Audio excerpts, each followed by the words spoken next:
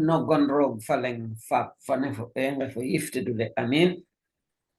Njoka njoko njalo fogalana gilwa in bonjour à vous tous et soyez les bienvenus. Axilena jam ci pencu mi ñu tudde Lumen Gentium TV. Nous venons parler en votre présence aujourd'hui d'un thème plus que d'actualité. La parenté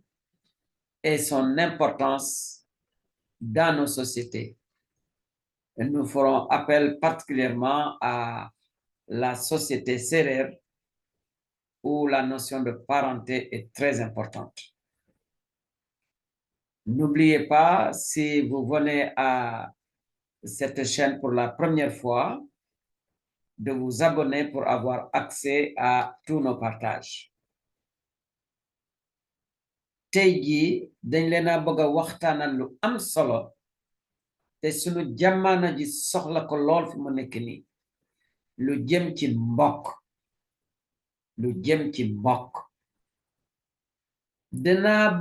dama bëgg ñu jëkk a xool lan mooy mbokk buñ ci jógee ma jottali leen lu ma jota jukki ci li nu sunu borom wax ci mbirum mbokk ci diine catholique gannaaw ba ma demee jële ko ci biibal bu sell bi bu ñu ci jógee dinaa leen won nan la ay kilifa diine bi tojate yax woowu maanaam li nu yàlla wax ci mbirum mbokk waaw li ci kilifa diine yi bu doon yax itam nan lañ ko toje li ci biibal bi wax liñ ci yàlla wax ci biir biibal bi nan la ko ñenn ci sunu kilifa yi tojate. Cet entretien aura donc principalement 3 parties. Nous allons essayer de voir, quand nous parlons de parenté, cette notion-là, qu'est-ce qu'elle recouvre? Autant chez les Sérères, comme dans beaucoup d'ethnies sénégalaises, et pour tout homme de bonne volonté. Nous verrons ensuite ce que Dieu nous dit sur la parenté dans les Saintes Écritures. Et enfin, comment le magistère de l'Église, comment des responsables de l'Église ont décortiqué, ont analysé cette notion de la parenté pour en tirer toutes les conséquences. D'abord, le sens. C'est la première partie. Quand le Sérère te parle de parenté, il pense d'abord à la parenté de sang. Et oui, un tel et un tel, nous sommes parents parce que nous avons les mêmes parents, parce que nous avons le même sang, parce que nous avons les mêmes aïeux, etc., etc. Mais cette notion de parents dépasse le sang pour aller rejoindre la localité. Nous sommes parents parce que nous sommes du même village, parce que nous sommes du même pays, parce que nous sommes de la même région, parce que. Donc, la localité crée la parenté. À tel point que des Sénégalais qui se retrouvent à l'étranger se sentent presque instinctivement comme frères et sœurs parce que tout simplement, et surtout parce que ce sont des Sénégalais. Donc, la localité, la communauté de localité crée aussi un type de parenté. Mais ce n'est pas tout. La communauté de problèmes à résoudre, la communauté de soucis crée également un type de parenté. À tel point que quand des gens sont prêts à éteindre un incendie dans un quartier ou dans un champ ou quelque part ailleurs, ils se considèrent automatiquement comme des parentés, comme des parents. Eh oui. Et ce n'est pas tout. Des gens qui partagent les mêmes convictions, des gens qui partagent la même religion se considèrent aussi comme des frères. À tel point que chez les Juifs, le véritable frère du Juif, c'était celui qui partageait ses convictions religieuses. l'expression que nous entendons aujourd'hui, avec son sens restrictif, se trouvait bel et bien chez les Juifs. Quand un Juif te disait « mon frère », il entendait son frère juif et pas quelqu'un d'autre. Nous verrons comment le christianisme, à partir de Jésus-Christ, va faire éclater cela. De toutes ces parentés, il nous faudra ensuite voir qu'est-ce que Dieu dit là-dessus à travers les Saintes Écritures. su ma dikkee ci baatu wolof maanaam mbokk boo ko xoolee ci sunu gox-goxaan yi li jiitu ci mbokk mooy ki nga bokkal der yéena bokk baay yéena bokk yaay yéena bokkay maam et cetera ak ñoom seen waaye boo xoolee mbokk weesu na foofu ndaxte koo bokkal gox-goxaan koo bokkal quartier koo bokkal réew koo bokkal liggéeyukaay kooku aussi mbokk la nit ñaa ngi wax dëkkandoo waaye nag dëkkandoo googu dem na ba doon as mbokk waaw donc bokk weesu na der dem ba ci fi ngeen nekk fi ngeen nekkandoo gi dina jur bokk gis-gis itam ak ngëm-ngëm day jur bokk looloo waral ndeysaan boo demee ci ñenn ñi tey li ñu fiy dégg ànd na ak li nga xamante ne sunu maami ci ngëm ñu yahudiya yi moom la ñu jàppoon yahudiya bu la newoon bépp julit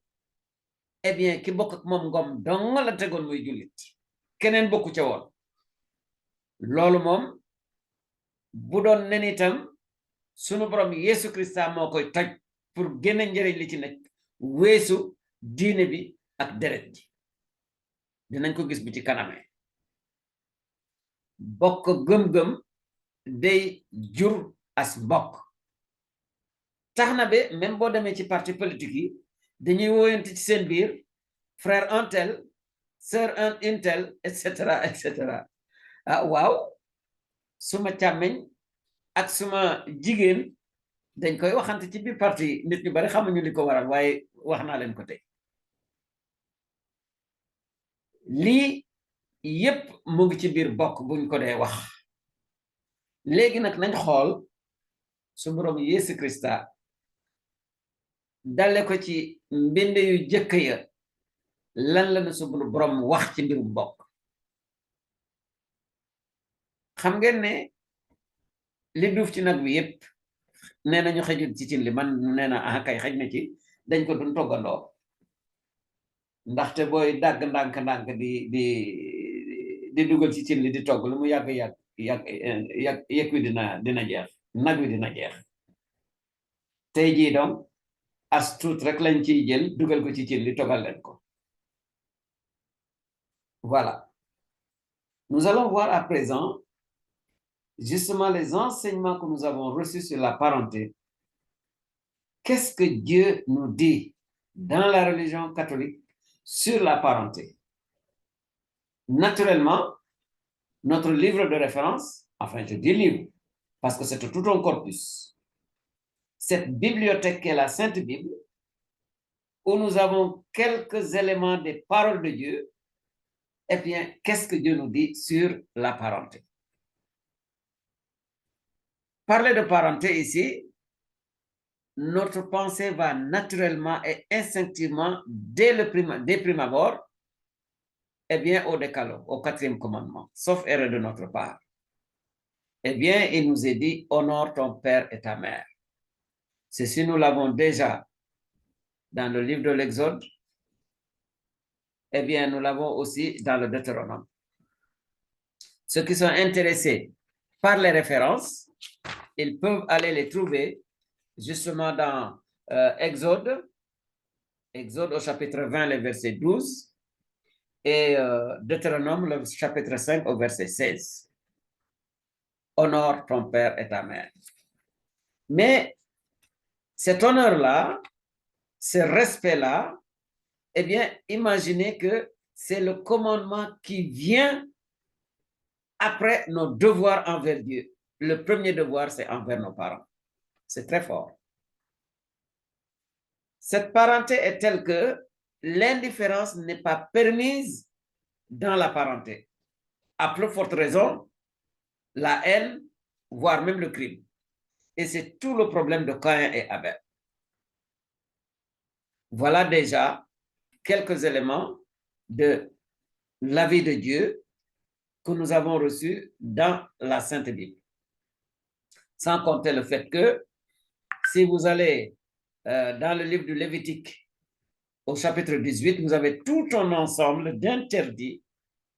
en matière de sexualité, en matière de rapports humains, eh bien, qui sont réglés par des lois très précises que beaucoup de gens au Sénégal aujourd'hui connaissent sans savoir exactement d'où ça vient.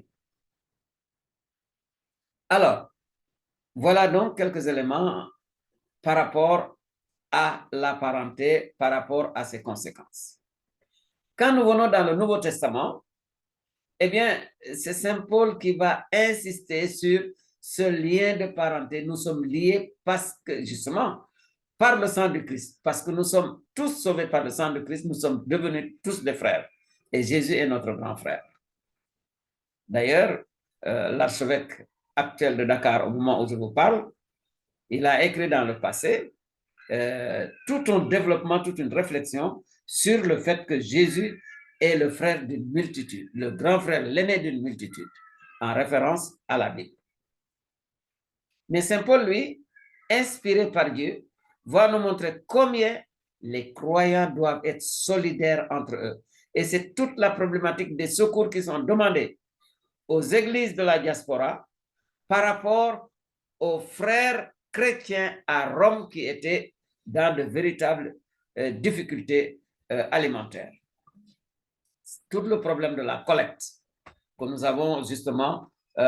évoqué dans les Saintes Écritures. Ceux qui sont intéressés par ce sujet-là, ils peuvent aller voir la première lettre aux Corinthiens au chapitre 16, les versets 1 et suivants, ainsi que les Actes des Apôtres au chapitre 9, les versets 13 et suivants, et la lettre aux Galates au chapitre 2. Tout un ensemble d'enseignements et de renseignements sur les rapports de compassion et de solidarité active que nous devons avoir dans notre parenté de par la foi. Et cette parenté, vous avez vu, elle dépasse, nous allons le voir, elle dépasse justement ces frontières-là. Et c'est le Christ qui va nous le dire. Quand vous prenez la parabole du bon samaritain, c'est cette ouverture qui dépasse le sang et la religion. Eh bien, c'est cette ouverture-là que Jésus-Christ nous enseigne à travers une telle parabole. Ceux qui sont intéressés, ils peuvent trouver facilement cet enseignement dans l'évangile de Jésus-Christ selon Saint Luc, au chapitre 10, des versets 29 à 37. Voilà donc tout un ensemble d'enseignements religieux sur la parenté et ses conséquences. Comment le résumer en Wolof pour ceux parmi vous qui comprennent cette langue-là? Li nu Yàlla wax ci mbirum mbokk boo demee ci téere bu sell bi ñuy wax biibal bu sell bi am na ci ay jàngat yu baree bare dama leen ci tànnal ñenn rek ci jàngat yooyu. boo demee ci yeble yàlla yi yeble yi ci jiitu yépp sunu digganteeg sunu borom la waaye yi ci topp bi ci topp mooy na nga tëral sa ndey ak sa baay. gis nañu ne mi njàngat wax nañ ko ci téere bi ñuy naa Exode au chapitre 20 ak Deutéronome au chapitre 5. waaw loolu diggante nit ak ay waajuram la waaye am na lu sunu borom wax diggante nit ki ak ki mu bokkal ndey ak baay nit ki ak ki mu bokkal deret mu ngi na koy woon importance bi mu am ba mu nu wonee li rafetul seen diggante mooy bañante xeebante dem bay reyante loolu moom ñu ngi nu ko won ci mbirum Abel ak Caïn wala Caïn et Abel te boo demee ci téere bu sell bi ñuy wax Genèse ci saar ñeenteel dinga ko fa fekk ñu nettali ko fa waaw loolu mbirum deret la yawut yi ci sunu bu seen bopp demoon nañu nag ba teguñu woon mbokk kenn ku dul ku ñu bokkal deret ak diine yawut bu la waxaan bépp julit yahudiya dong la daan xalaat tegul woon keneen muy julit ku dul ku mu bokkal diine sunu borom nag won nañu ne mbokk weesu na foofu ndaxte sunu borom yaatal naka bu doon néegi itam ubbi na ko won nañu ne mbokk gi nekk sunu diggante weesu na gëm-gëm weesu na diine weesu na deret waaw lii lañuy jànge ci leebantu bu mun wax jëmale ko ci diggante nitu waa Samari ak kenn koo xamante ne yahudiya la woon diggante ñaar ñooñu eh bien diggante gi rataxatul woon waaye nag Yeesu won nañu eh bien yahudiya bu déggoon nekkoon ci jafe-jafe ay boomkat jàpp ko ki ñu doon naa yéefar la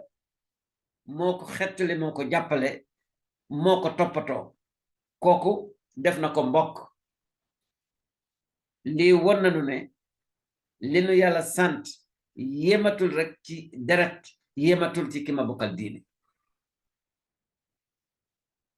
gannaaw sunu borom Yeesu Krista lii sunu borom defloo na ko waxloo na ko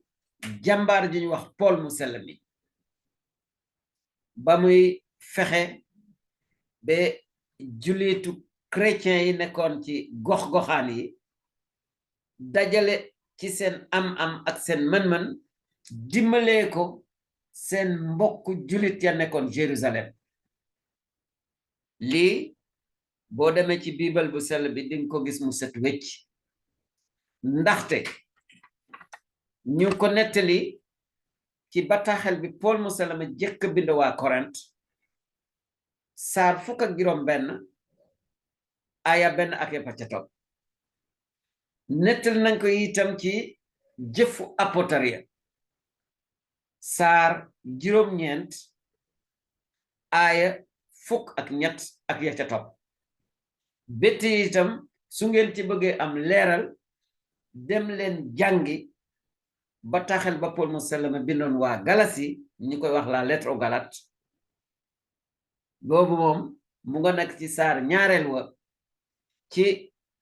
aaya 15 ak ya ca topp aaya 10 ak ya ca topp ngeen baal ma ak lii yëpp pour won la rek ne yëfu mbokk rafet na lool war nañ ko sàmm waaye nag ci diini catholique li ma war ak ki ma bokkal deret weesu na deret ji weesu na sax réew mi ndaxte àdduna si set noo ko bokk am na fu ma gisee ñu ne eh bien li nu bokk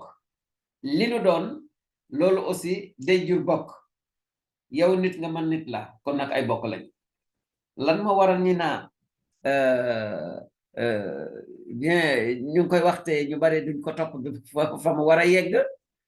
nit ay garabam kon nag nit ay mbokkam loolu la tekki ñu yemagom foofu balaa ñoo ñëw ci li nga xamante ne noonu la ko kilifa diini catholique tojate wax jooju ñu bind ci téere bu sell bi garanga no nun fogwe nan ne a seereer o fogde a faaxa lool nda in we ndefne chrétien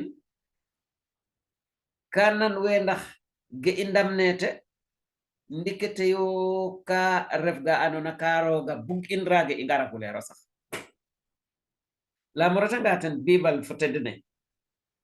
a jiga ma roga layna mayu mayu mayu ga jof na nder hokkin fo o pogum nda koy e kala mboyege dufna nakre fop xeƴen kalerale mais aha kay a xeƴate nda ka jawa dor ka o nanga goda yipaten kalerale a miñ nakre xana fag nda jawa doran kon koy i ɗeeto ndeysaan tuluñ rek ten nakre ɓekno ten kalerale o retangan safere na lembel jeunesse safe cosaan no a jiga ma roga lemtina in ge jofna ndero kiin fo mamalum tedli fa ko fo ya of saɗari den geeke geyno exode 20 geydo deutéronome 5 fo ge refna toko gene kon o fogolene o fo o yotane a geroga lemna tedda ye ndero kiin fo mamalum arate bo no ndero kiin fo weta fogtina mamal ndero kiin fo nde ndero kiin fo o magum mbog yaay mbog faap etc fo ge refna tokum lam roga lembaga in ge moser na ndero kiin fo o ndeɓum kon maga alembe in ne alala in ge engel na mbi'o fo ne engel na mbi'o ndero kiin fo o pogo mais mbetandot ne gi jefna no Caïn fo Abel oxe fu xanna o ndeɓonge bo a warin roog yoneta geeke o retangan bible ne xano soɓin no Genèse no o saaro nax ka ndeer o fog no yaawur ɗik geeke rek kita reeɗu oxe fogtona o fo'oy oxe fogtona a ɗat yaawuru mbañ anigo borul mutalimti onge julit nu refna xalam e o lakas oxa refena yaawur oxu refena yaawur refro julit rogo dimle inde e ino catholique ge a refnitin no Yesu Christa boye andoye o fog ge refna nder in fo o pog in daye no po'oy dong a xela law bono o kiino kiin bon adna ne sax iyo de re Yesu Christa le pana en gi jofna nder o kiino xa Samari ñaaƴoog na bo a soɓo kiin o yaawur de o xa bandi samba boy a ndam ine bo a ngijlino o kiino xa Samari to patwin a fi'anin fop a ɗaxin a ɓisin meta ɗaxtena raaga talal ine ge refna wargal in nder in fo o pog in a xela in itam nder in fo o kiino xuta waagna ref iyo de i yaaja ndoxe ñage gaga deja a laltani gene arta itam bo Paul fatedu fane a fi we ndax ka refina moƴna xoolando in ratalala chrétien ga nde neten caatege den fo chrétien ga ndef na Yerusalem len kuti ta ndef yo foge ta ndef yo weeke xa teɓ den weeke maag den a mbara ƴufgo den a ngela ƴufgo den rata ndef neno coono iyo de geeke o retanga ten pindagen apport warwo xano soɓin tat no o saar ɓet fo nax ka ndeer o ret no lettre la Paul a bin ina etna bin chrétien ga Corinthe no o saar xarɓaxay fo ɓet fo lenga ndeer xano soɓin ma o rettan lettre la Paul a bin ina chrétien ka Galatie ta lembe la lettre o Galate no o saaro ɗika ndeer a peng xarɓaxay fo ga refna tokum xano soɓin ma kon koy o fog ga faax naax ga xel na gayeloox nda daye no o foy daye rek no oxe fogtuma a ɗat daye sax no oxe fogtuma saate geeke a faax a i lemno no lengat no ge rooga daaw na layo in no a jofnin no o fog so soog ka ngaro koy no ge andona te kilifa gen ɗat catholique a layyo a njofnino no o fog e layna xator layge roga layna in no bibal namo legaten kilifa gen ɗad kertienale a ngoɓditno namo ta segaltino namo ta noltino ndax e mbag ta waga moƴa xoolo in e mbag no moƴa njiriñoto. Après avoir parcouru en première étape les différents sens et les différents contenus de la parenté, après avoir vu quelques passages bibliques sur les liens de parenté et leurs conséquences et l'étendue de la parenté, venons-en à justement quelques éléments du magistère, quelques enseignements du magistère sur ce sujet-là. Nous en prendrons très peu, mais de très significatifs. Quand vous prenez le pape François, le représentant actuel de Jésus-Christ sur terre, le premier représentant, le premier parmi les premiers, eh bien, le pape François a écrit une encyclique intitulée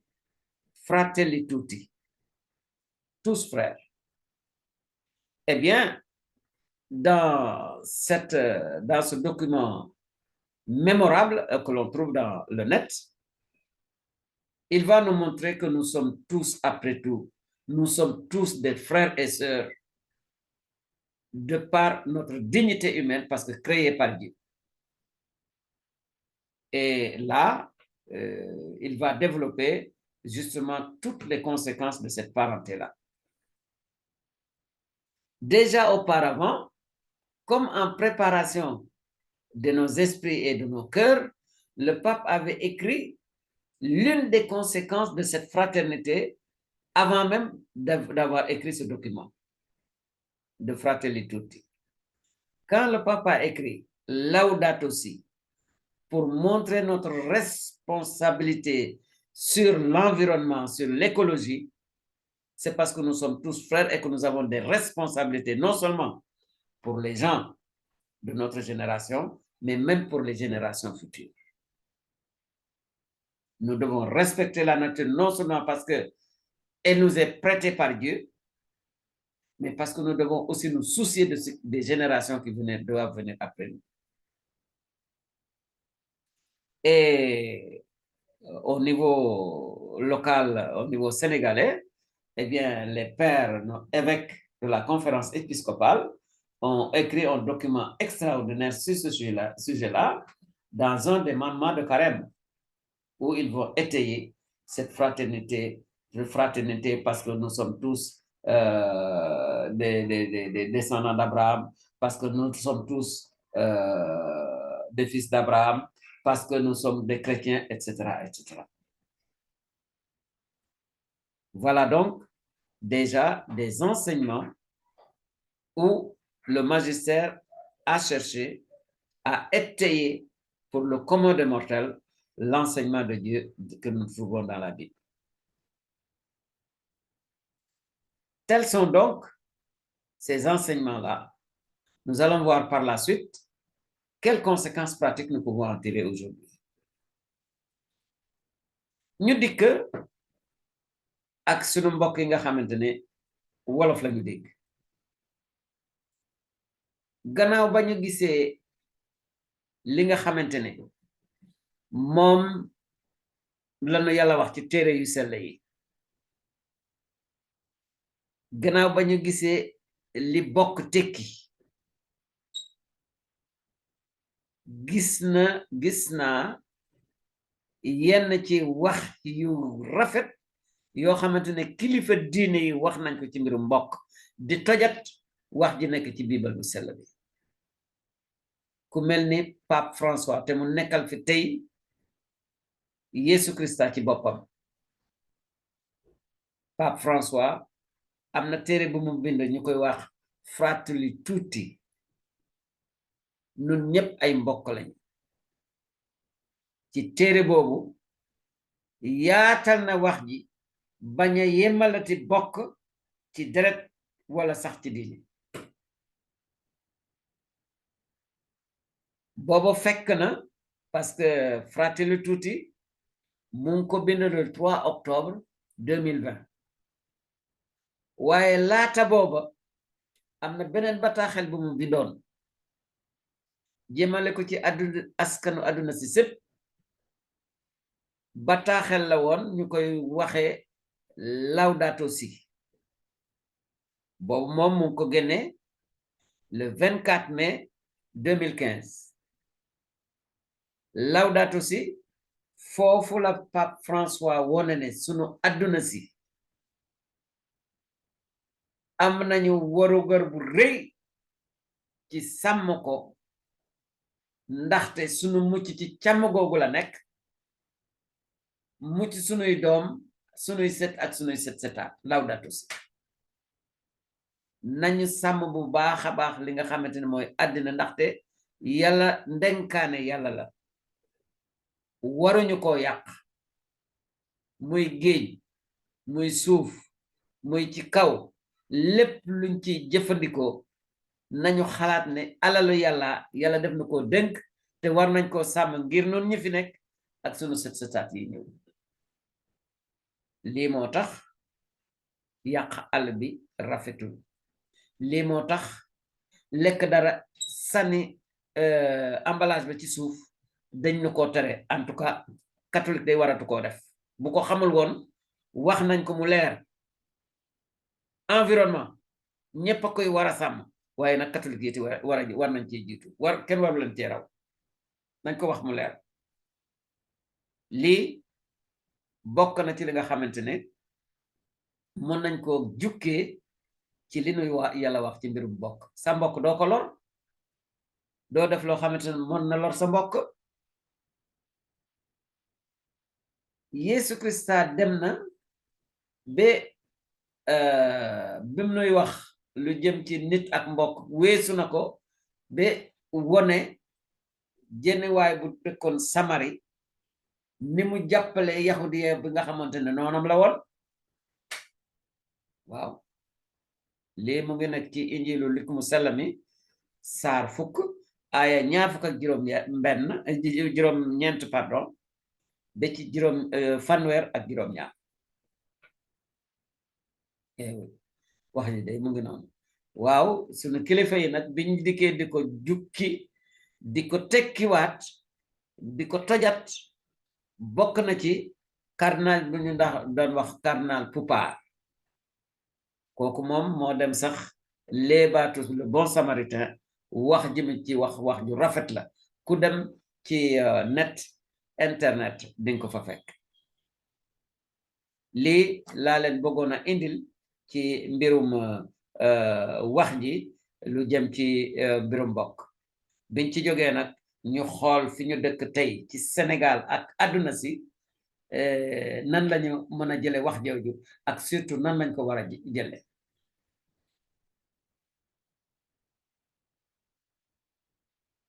en quoi cet enseignement est-il si important pour nous aujourd'hui?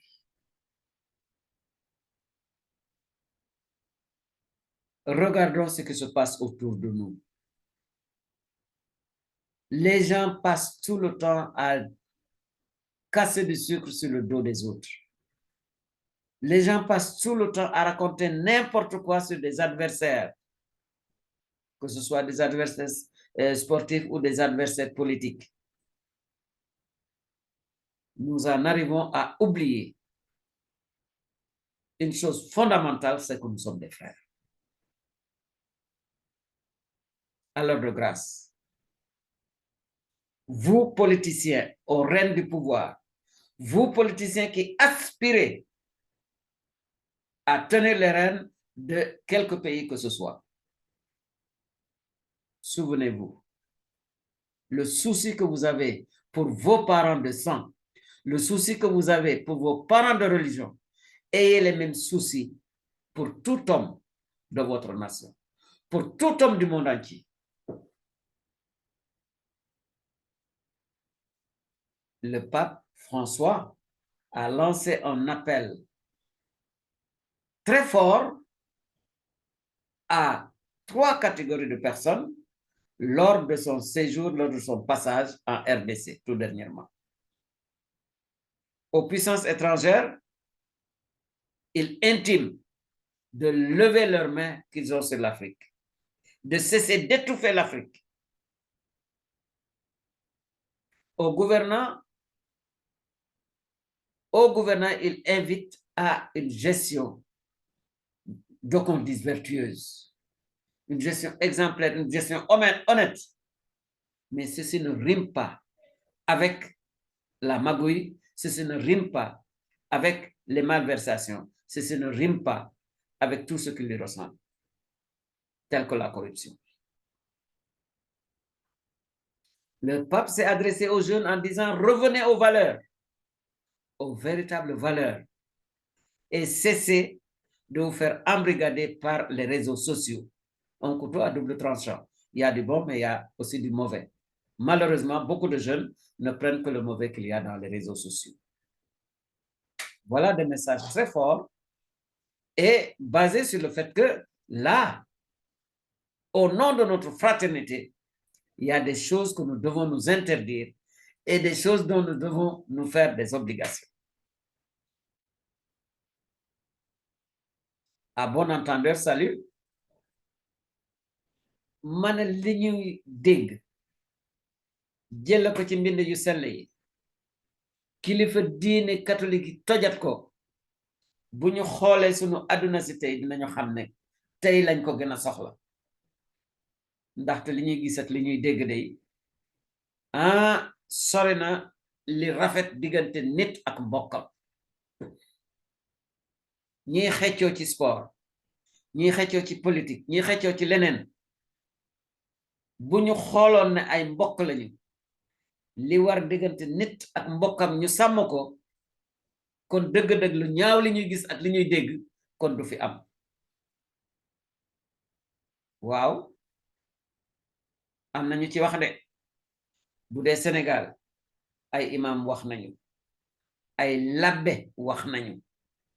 xawma ndax dinañ leen diggam déet man de taalibe kese la waaye doole naa ci ne bu ñu jàppee ay bokk lañu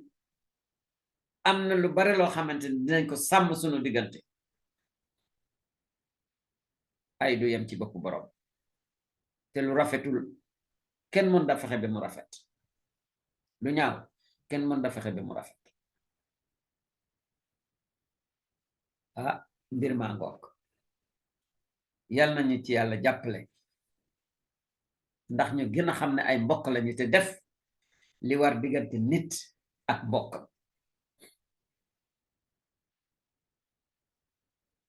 ge i pamti ka rek tere fu ndeysaan ge i nge'naten pindate duge fo ge kilifa gen ina layna in ten ɗad catholique namo i mbaag na njiriñoo ton jaman ne i ñoowa xane ge i nge'a de a jigate mayu ga andona mose nder kin fo o pugum lam muqicirane ena xane o ge o xubafna gu felonga o dooni no yaal o xeno qicirta ko rik ba i mbeeco e gi i mbogne a maya a refanga meke Sénégal oxe fog teerona o fo'oy sax waxe nana wo fog fo ten ngiin fog fo ten o Sénégal kon koy a ɗom-ɗom xicirne ɗom-ɗom ba i mbeeco muk ge andona a waagayo fogo leen we adwine mbuge mbafo meta ndef ne wena ngoylu xe ndaxte mbaaga moof ko paamala waay ba mbeeco muk a jege ga andona xene ndero kin fo o pugum iyo de imama layego a jiga labe wa layna andim ndax nane ego fa nanaygo a jigay falay fa musna andona xam ne gonum meke sax wala be xana lembel Dominique Jagne ajiga falay fa musuna talay na a jofne tuno gegem ne a ndax Sénégal a waaga genno jam rek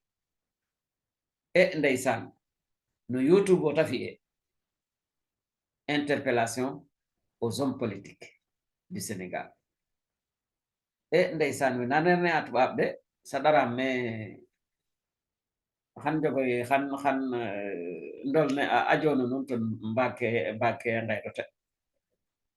nda falayene falen kutan imam nena labe do daya nonami ten télévision gi a jiga imam lakas ga layna yitam ndax xana nanelo ndax xana nananelo gaga fop lakasi ni koy o ndaal be ndeɓo nduluño refum iñ den nda o xoyole o lengol de iyo de njaɓ yo xoyola mbambe yasam rogo yala ɓato en jam a ɓato Sénégal jam a ɓato adna ne jam lan ino fop fogi i ndef yo fratelli tuti no gon roog fa leng fap fane fo ɓe ndefo yifte dole ani